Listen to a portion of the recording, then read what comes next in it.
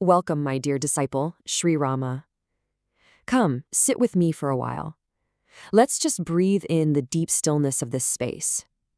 Today, we're going to explore the profound wisdom of Canto 23 from the Yoga Vasistha. Together, we'll gently lift the veil of ignorance that so heavily clouds the human mind. Let's really delve into this truth, allowing the flow of these ancient teachings to guide your inner eye. Just listen to the wisdom in these words. The mind, deluded by ignorance, perceives a world of attachment where there is only the eternal self. I want you to just sit with that for a moment. Feel the immense gravity of it. You see, this right here is the very root of all human suffering, Rama. It's that tragic mistake of confusing the fleeting, temporary world with the eternal reality. And that brings us to a concept you really must understand: avidya.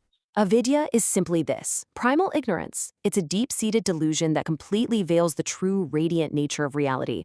Think of it as a thick mist, a mist that causes the pure soul to become entirely tangled up in worldly attachments.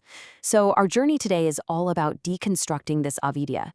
We're going to gently guide your awareness back inward, right towards the eternal truth.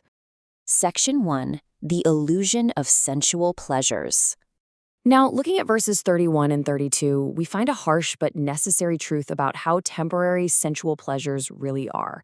The verses tell us literally that worldly joys, those physical sensory experiences we spend our lives desperately chasing, are completely fleeting. They vanish as quickly as a flash of lightning. They whisper promises of fulfillment, but in the end, they only give us temporary distractions, leaving the soul thirsty and begging for more. Consider the striking metaphor the text uses here. Chasing physical, sensual pleasure, it's likened to walking barefoot on the sharp edge of a sword. From a distance, sure, the sword gleams beautifully. It looks captivating. But the very moment you try to walk upon it, it brings absolute agony and ruin. Sensual pleasures do exactly this to the mind. They cut it, they splinter your focus, and they just bleed away your spiritual peace. Section 2. The emptiness of worldly power. Let's turn our attention to verse 33. This verse serves as a direct refutation of power and positions. Its literal meaning points out the absolute hollowness of societal rank, of authority, of prestige.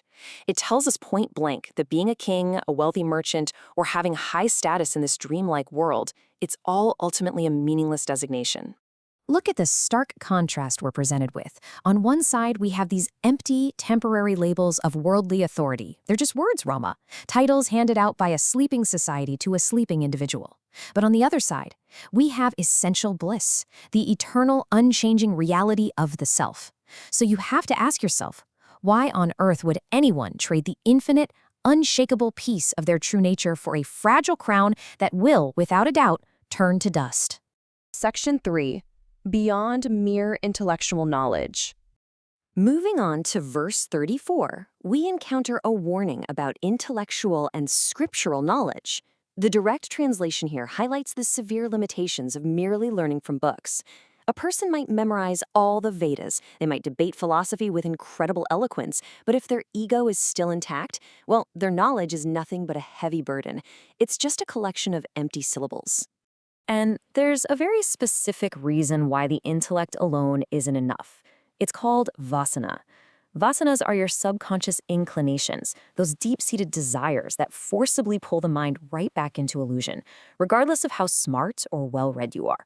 Philosophically speaking, my son, without true inner detachment, simply reciting scriptures does absolutely nothing to uproot these vasanas. Think about it. You can't wash a stained cloth in muddy water, right? In the same way, you cannot purify the mind using only the ego's intellect. Section 4. The dissolution of fear. Which brings us to verse 35, the refutation of age, death, and hell. The profound assertion here is that aging, the death of the physical body, and the terrifying concept of hellish punishments, they are all merely constructs. They are terrifying illusions created by a deluded, ignorant mind. They belong entirely to the body and the ego. They do not belong to you. Just let this truth wash over you for a moment. The eternal, unchanging reality of the pure self knows no decay. It knows no end, and it certainly knows no punishment. When you stand in the illuminating light of self-knowledge, the fears of aging and death just dissolve. They vanish entirely, much like the fear of a snake disappears the second you realize you're actually just looking at a piece of rope. You are eternal, Rama. Death simply cannot touch what was never born. Section 5. The Prudent Man's View. Now, verse 36 beautifully captures the vision of the enlightened, prudent man. It translates the real, lived experience of a sage who sees right through the world's illusions. To a mind like this, the world isn't a trap at all. It's just a transparent play of consciousness. The sage is in the world, yes, but remains completely and utterly untouched by its fevers. So what does this enlightened mind actually look like in practice? Well, he views sensual pleasure as a sword's edge, so naturally he walks away from it. He remains entirely indifferent to the empty promises of worldly power. He transcends mere intellectualism, choosing to rest in direct, felt experience. And perhaps most beautifully, he lives entirely fearless of death. A liberated mind like this lives in supreme, unshakable peace, perfectly rooted in self-knowledge. Section 6. The Path to Ultimate Liberation.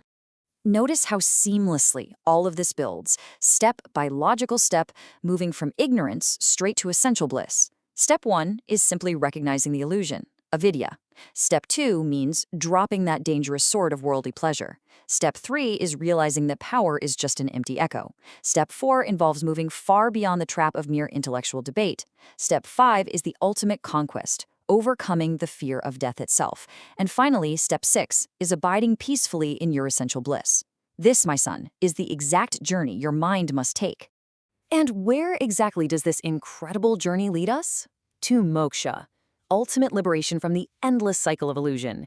It is the direct, permanent realization of the soul's true essential bliss. I really need you to remember, Rama, that realizing this moksha isn't just some abstract philosophical exercise.